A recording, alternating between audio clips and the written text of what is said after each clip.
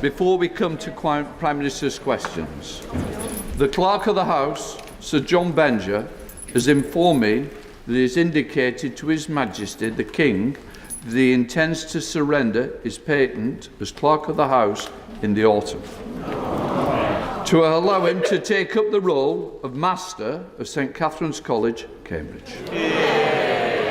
There will be an opportunity much nearer the time for honourable members to pay tribute to the outgoing clerk, and on that occasion I want to now say and place on record Sir John's reflections on his time as clerk, but that is a little time away. I will ensure arrangements are made to appoint his successor in plenty of time to allow a smooth handover.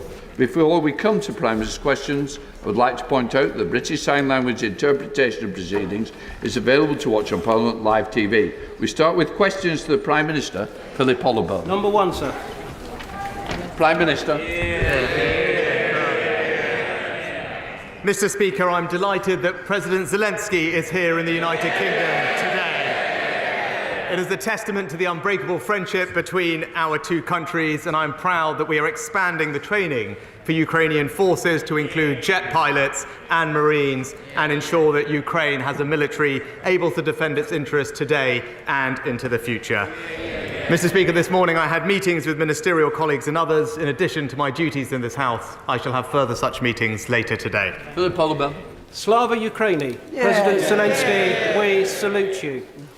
This year, the start will be made to the rebuild of Kettering General Hospital. Northamptonshire Police will reach 1,500 police officers, the highest number ever in its history. And Kettering is set to become one of the best connected towns for ultra-fast broadband in the whole country, thanks to City Fibre's investment. Together with the Prime Minister's pledge to halve inflation and tackle the NHS backlogs, isn't it time to tackle head-on the doom and gloom peddled by those who want this country to fail,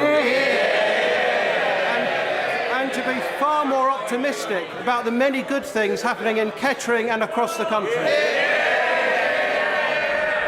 Well, my honourable friend is absolutely right, and I'm glad to hear of all the successes in his constituency, especially the redevelopment of Kettering General Hospital, something I know my honourable friend has been campaigning on tirelessly for years. But he's right, this government will continue to focus on delivering the country's priorities. Leader of the Opposition, Keir Starmer. Thank you, Mr. Speaker. Over 11,000 people have died as a result of the devastating earthquake in Turkey and Syria, and that number is sadly rising. And I know many families here in the UK will be anxiously awaiting news. I'm sure I speak for the whole House in saying our hearts go out to each and every victim and their families, and we must do all we can to support the rescue and recovery efforts. Mr. Speaker, this House is honoured to be addressed today by President Zelensky. From the outset of the war, he has symbolised the heroism, the resolve and the bravery of his people. The Prime Minister and I joined this House together in 2015. We've lived through important moments in our domestic and international politics, but none of those experiences compares to the pain and suffering of the people of Ukraine. Does the Prime Minister agree with me that right across this House it is vital that we all continue to stand together in full support of Ukraine? Prime Minister.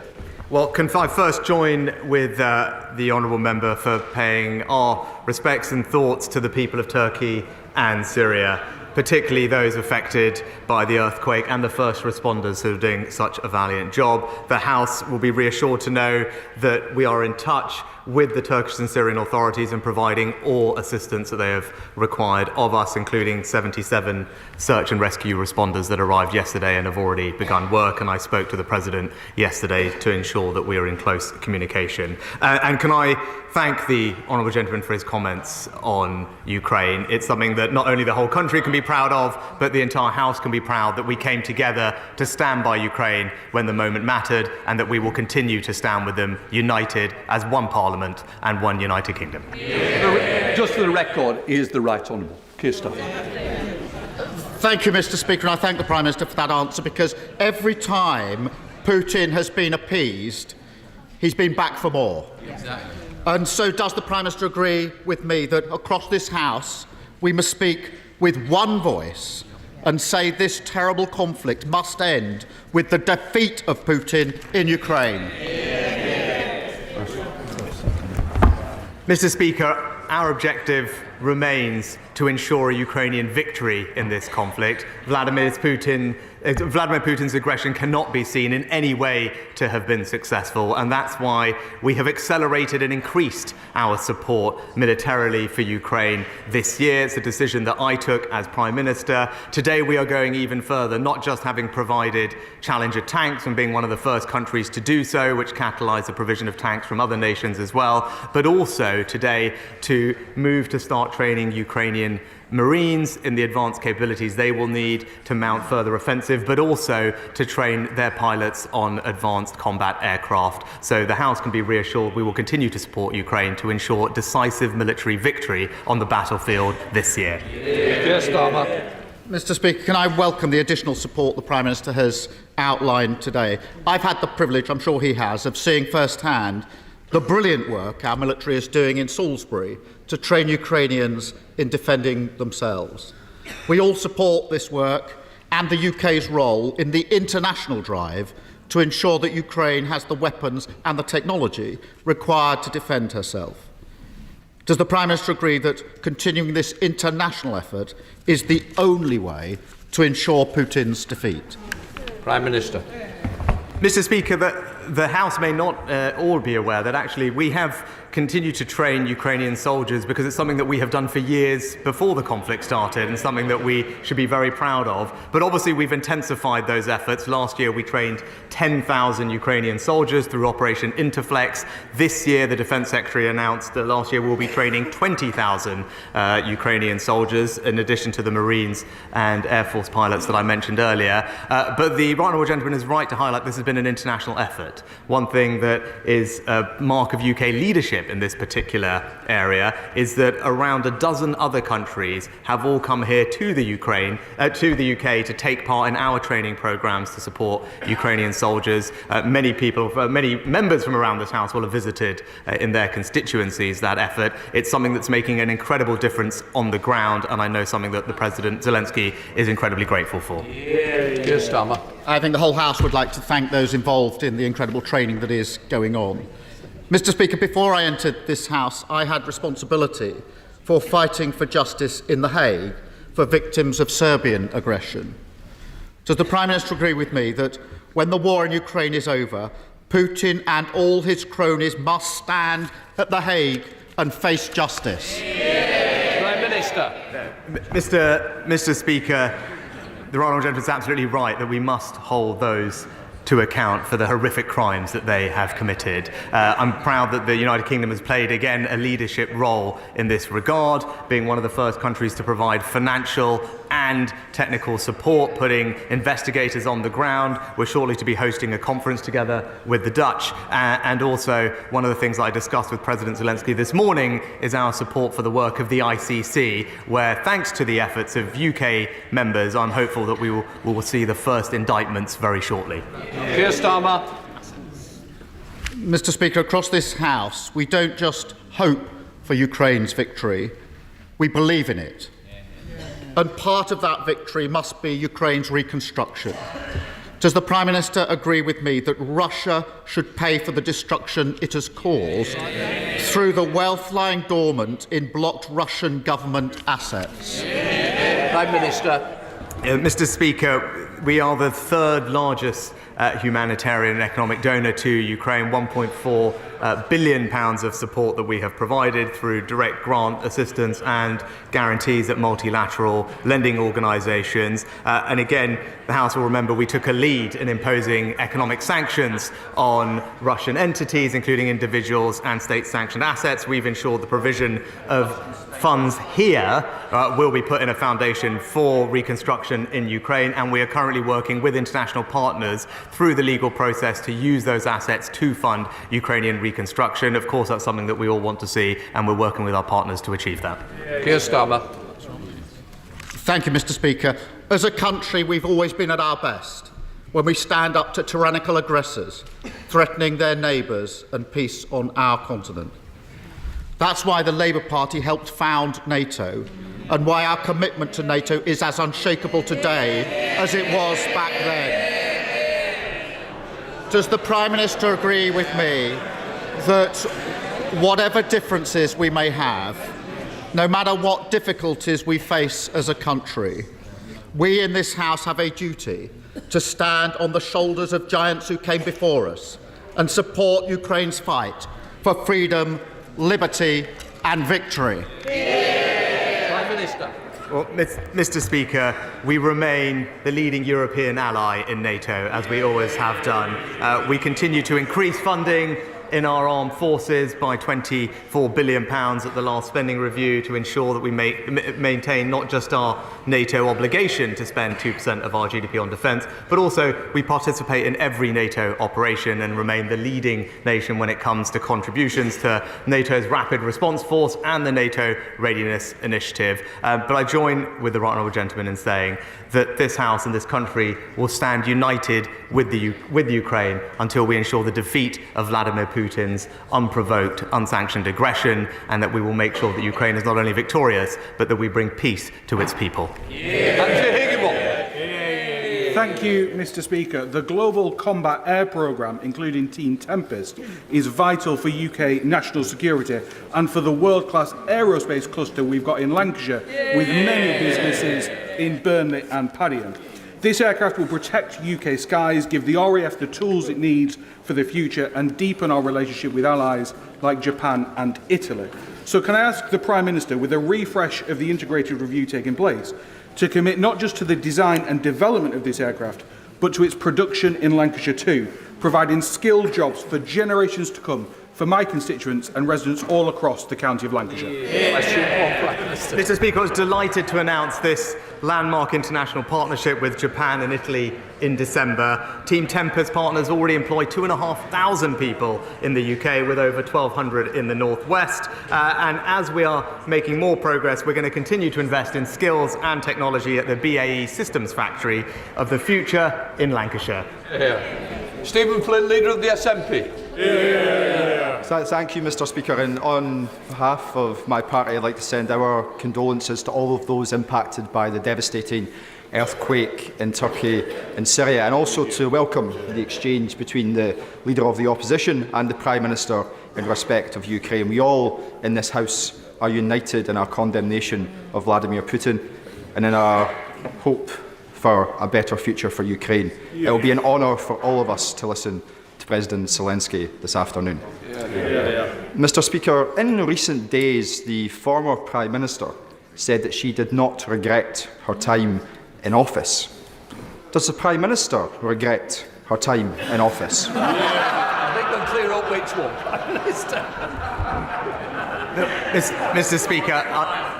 Speaker, I'm grateful to all my predecessors for the contribution that they make to public life, can I join with the right honourable gentleman in saying that I know the whole House will be looking forward to hearing from President Zelensky at the conclusion of PMQs.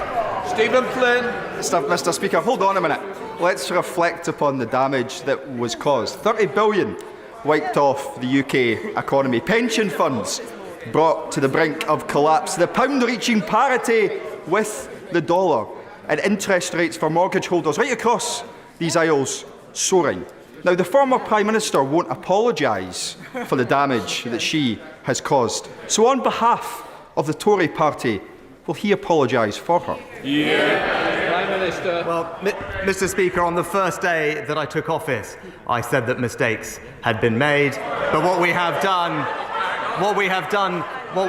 is to ensure that right now, he mentioned the pound at a multi-month high, borrowing costs restored back to where they should be, an economy stabilised, a clear plan to halve inflation and grow the economy.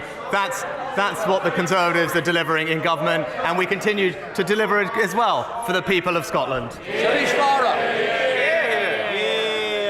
Thank you, Mr. Speaker. Burley House in my constituency is bidding to host the World Eventing Championships in 2026. This event is one of the pinnacles of the sport. And if we were successful in our bid, it would provide a massive boost to the local economy, as well as massive coverage for the UK on the global scene. Burley has a formidable track record of success, having previously hosted 2 World Championships and 6 European Championships. Would my right honourable friend agree with me that Burley would make a fantastic venue, and would he lend us his support so that we can be successful with the bid?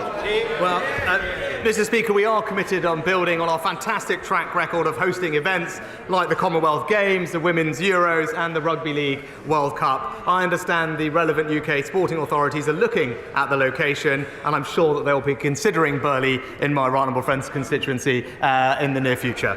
David. Mr. Speaker, can I associate my party with the comments made about the unfolding human tragedy in Turkey and Syria, and with the warm words to welcome our ally, President Zelensky. He will know that this country and this House has total support for Ukraine's resistance to Vladimir Putin's illegal invasion, and it is a source of great pride that the British people have stood firm, united and unwavering in support of the brave heroes of Ukraine. Mr. Speaker, when President Zelensky addressed this House last year, he asked that we treat Russia as a terrorist state. Since then, Liberal Democrats have been urging the government to fulfil that request by prescribing the Wagner mercenary group. They are doing Putin's bidding, carrying out atrocities against Ukrainians on a daily basis. So on this symbolic day, Mr. Speaker, will the Prime Minister finally commit to prescribing the Wagner Group, a crucial part of treating Russia as the rogue state that it is? Well, Mr. Speaker, we have taken a lead from the beginning of this conflict in sanctioning and taking action against those entities connected with the war effort in Russia and beyond. With regard to Wagner Group, the honourable gentleman will know that we have already sanctioned the Wagner Group in its entirety, as well as taking specific action against particular leaders, as he'll know. With regard to prescriptions, it's not something that we routinely comment on in public, but rest assured we continue to keep all of the prescriptions that we have under review. Peter Gibson. Thank you, Mr. Speaker. 22 years ago this month, a good friend of mine died from AIDS. Had he been tested for HIV, I am confident that with the medical advances we have made, he would still be alive today. As my right honourable friend will know, this week is HIV testing, and I welcome the government's ambitions to end new infections by 2030. Can I ask my right honourable friend to thank the Terence Higgins Trust for their incredible work? And will he look to extend opt-out HIV testing to more areas of high prevalence so that we can help discover more undiagnosed cases? Prime Minister. Well, can I thank my honourable friend for his incredibly thoughtful question and express my sympathies to him on the loss of his friend and join him in paying tribute to the work of the Terence Higgins Trust, as I know the whole House will also join me in doing. They do fantastic work, and I look forward to talking to my honourable friend about what more we can do to spread HIV testing and prevent more people from needlessly suffering. Dave Dugan. Thank you, Mr. Speaker. The UK Government's fiscally illiterate electricity generator levy will choke off billions from future investments in renewable energy projects, the kind of projects that my Angus constituency excels at delivering. This investment will find its way to more favourable jurisdictions, putting thousands of green jobs in Scotland and our energy transition at risk. So will the Prime Minister commit to scrapping this environmentally and economically damaging tax, or will he instead confirm that he and this latest Chancellor know the price of everything and the value of nothing? Prime Minister. Mr. Speaker, no, I don't think it's right that because of a war, when energy companies are making windfall profits, that those profits should go untaxed. That's what our levy does. It's right that we recover those excess profits from energy companies as a result of the war and give that money back to the country in the form of support with their energy bills. What is economically damaging for Scotland is the SNP's refusal to acknowledge the existence and need for a transition, and that's to support the North Sea oil and gas industry, which we are proud to do. Mr. Speaker. Human trafficking is when you move people legally from one place to another, often with the promise of a job, and then force that person into prostitution or labour exploitation. It has nothing to do with people who come illegally here in small boats. That is smuggling. A third of all human trafficking in the United Kingdom occurs wholly within the borders of the United Kingdom.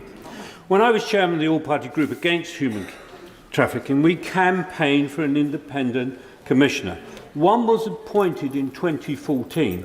However, since April of last year, we have not had one. This is unacceptable. Would the Prime Minister use his good offices to get one appointed urgently? Prime Minister. Well, can I thank my honourable friend for all his work in this important area. I'm happy to look into the particular position that he mentions, and I know that he is proud, as I am, of our world-leading modern slavery legislation, thanks to the former Prime Minister on these benches. It is a world-leading piece of legislation. We're showing an example about how to tackle this, but I'll make sure that we have someone in place to do the job. Thank you, Mr. Speaker. There are now more than 50% more social care staff vacancy than last year. People are stuck in hospital beds with nowhere to go. In my Bath constituency, the Liberal Democrat Council and our local hospital, the RUH, are trying their level best and trying new innovative solutions to tackle the social care backlog. But the Prime Minister knows that this is a workforce crisis. We must recruit and retain social care staff. So I ask him, will he support the Liberal Democrat proposal to pay a higher minimum wage to social care workers to tackle the social care shortages that underpin the NHS crisis? Prime Minister. Well, Mr. Speaker, we recently announced £14 billion more for health and social care, and in particular, part of that money will go to a new discharge fund to speed the discharge of people from hospitals back into their homes and in their communities. That money is already making a difference on the ground. We can see the numbers of people unnecessarily in hospitals are already reducing, easing the burdens in our A&E departments, and that comes on top of the money that we've invested to improve training, recruitment and development of our valued social care staff, and that will make sure that we can reduce vacancy rates, increase retention and get the workforce that we know we need. Aaron Bradley. Mr. Speaker, last month, together with fellow North Staffordshire MPs, I hosted an event, a tea party, to welcome Ukrainian refugees living in North Staffordshire. Would the Prime Minister join me in thanking the sponsors, in particular Alton Towers, who hosted the event, the host families, and all the people of North Staffordshire who've made our Ukrainian friends so very welcome? Well, I join my honourable friend in thanking Alton Towers, the other sponsors, and indeed all the families involved in putting on a tea party. I know many members from across the House will have done something similar. It's a wonderful way to show our support for the families that have come here, and again, something that the President this morning mentioned to me, how grateful he is to the United Kingdom that we have opened up our hearts and our homes to help those in his country that need our security and sanctuary. Thank you, Mr. Speaker. Big Brother Watch recently released a report into unaccountable government bodies such as the Counter-Disinformation Unit, the Rapid Response Unit and the British Army's 77th Brigade. We're seeing huge swathes of public money being spent recording political dissent on social media under the guise of tackling misinformation. Politicians, including myself, the Leader of the Opposition, academics, activists and journalists, and even members of public have been subjected to monitoring by Whitehall officials. This at the same time as we're waiting for the reporting of the Pitchford inquiry into questionable state surveillance on campaigns like the Stephen Lawrence campaign. So can the Prime Minister tell us how much public money is spent on these units and whether he thinks it's a justifiable thing to do in our democracy to spend public money in this manner? And could you also update the House on the progress of the Pitchford inquiry? Prime Minister. Well, Mr. Speaker, I have to get back to the Honourable Lady on the Pitchford inquiry and indeed to give her an exact figure. But in general, I think certainly I on this side of the House believe very strongly in free speech and will make sure that we continue to protect it wherever we can. Bring it forward. Mr. Speaker, Friday the 24th of February will mark 1 year of Russia's barbaric war in Ukraine. Thousands of people have been killed. Over 1,000 children have been killed or injured. So will my right honourable friend, the Prime Minister, call for a national minute of silence on that day so that all across the United Kingdom, the people here can show their unending support for the people of Ukraine? Minister. Well, can I thank my honourable friend for all the work that she has done in her previous roles to ensure that we provide appropriate support to those in Ukraine. I thank her very much for her suggestion. I'm sure it's something that we are considering as we speak, and there will be many other ways that we can mark that moment, not least as an international community continuing to show united condemnation and isolation of Russia. Kerry McCarthy. This week, Mr. Speaker, is Children's Mental Health Week. We know that adverse childhood experiences, whether that be growing up in poverty in the UK or indeed living through the horrors of war in the Ukraine, can have a lifelong impact on mental health. With the number of children in mental health crisis increasing year on year in the UK, does the Prime Minister believe he's doing enough to address the causes of childhood trauma? Prime Minister. Can I thank the honourable member for her question and let her know that we are doing more to make sure that the extra money we're putting into tackling mental health is particularly focused on young people, where we've seen a very startling increase in the number of young people presenting with mental health conditions that we all would like to arrest and reduce. That's why we're putting more mental health community support into schools and colleges across the country. That's being rolled out as we speak. And also just the other week we announced more money for crisis centres and urgent treatment centres in the mental health space in 100 different communities around the country, which will make a difference. Richard Graham. Speaker, this country's military and diplomatic support for Ukraine is strong and has strong support across the country.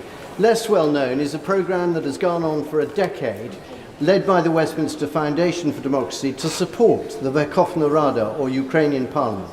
So does my right honourable friend agree that should this country host a reconstruction conference with the Ukrainians to discuss how Ukraine can win the peace, that the Foreign Office and the Westminster Foundation and other bodies can come together to see how we can help President Zelensky in the next stage of his country's development? Prime Minister.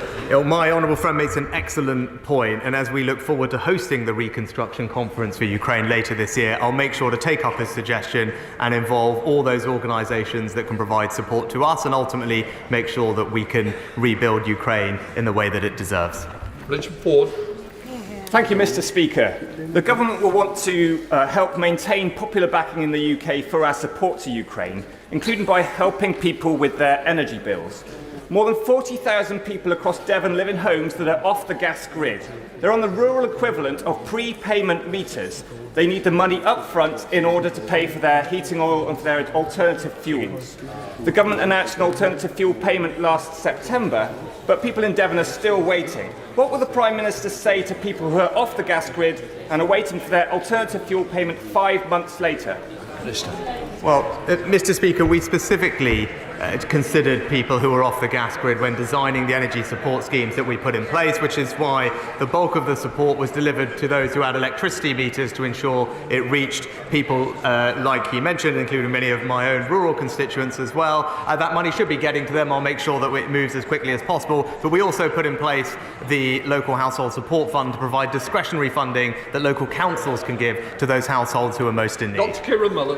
Speaker, there's no doubt that the NHS is under enormous pressure across the UK, and despite record numbers of nurses and doctors, workforce remains a challenge. So can I welcome that for the first time the NHS will get an independently verified workforce plan. But we have to think long-term on buildings too, and so in that regard, can the Prime Minister look closely at proposals to rebuild Leighton Hospital, which is a campaign that has the support of thousands of residents in the South Cheshire? Prime Minister. Well, Mr. Speaker, I know that Leighton Hospital has been allocated over £44 million to address some of the immediate issues at that site, but I also know that the honourable friend is keen to ensure continued investment in his local hospital, and I know that the Department for Health are looking at more hospitals to join the new hospital programme, and I'm sure that they will have heard what he said, indeed the voices of his constituents too. Liz Twist. Mr. Speaker, bus services are vital to our communities for work, for health, for school and for socialising. But in a matter of days, the buses that millions depend on will face another crisis with the ending of the bus recovery grant, and predicted cuts of 15 to 20% in mileage would be devastating for people across my constituency and others.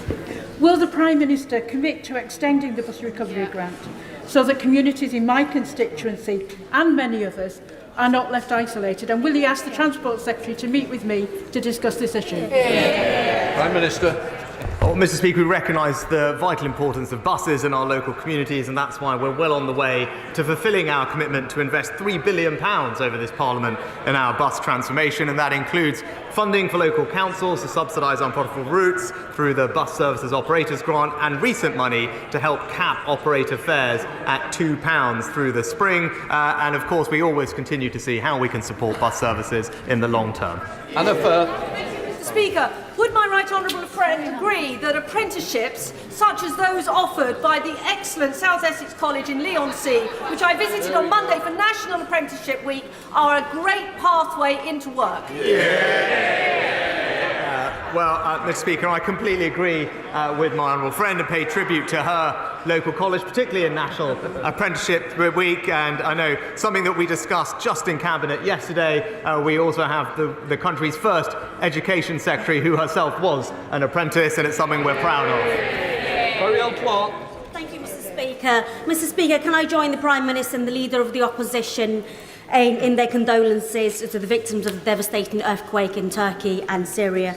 Can I also reiterate my thanks to the Foreign Secretary for the speed of the initial UK response? Mr. Speaker, but as we enter the third day of the earthquake, the bitter cold, unforgiving weather means that the likelihood of pulling more survivors from the rubble becomes less and less likely, and the immediate humanitarian impact is devastating. So can I ask the Prime Minister when we can expect an announcement on what further aid his government will commit to relief efforts, and what discussions he is having with his international counterparts to ensure our response meets the scale of this crisis? Prime Minister. Yeah, can I thank the Honourable Lady for her question and join her in paying tribute to the Foreign Secretary for the work that he's doing. So I spoke to President Erdogan yesterday to reiterate our commitment to provide Turkey with what support they need. Right now, that is search and rescue. She's right, we are in that vital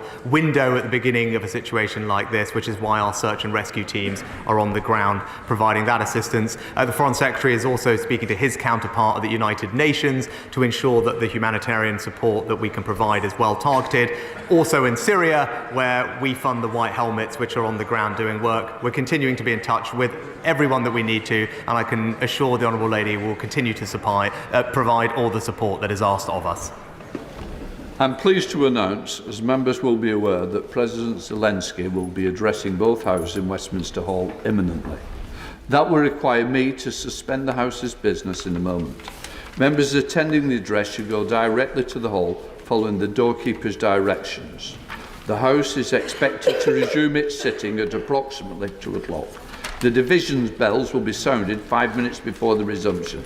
The House is now suspended. Order, order.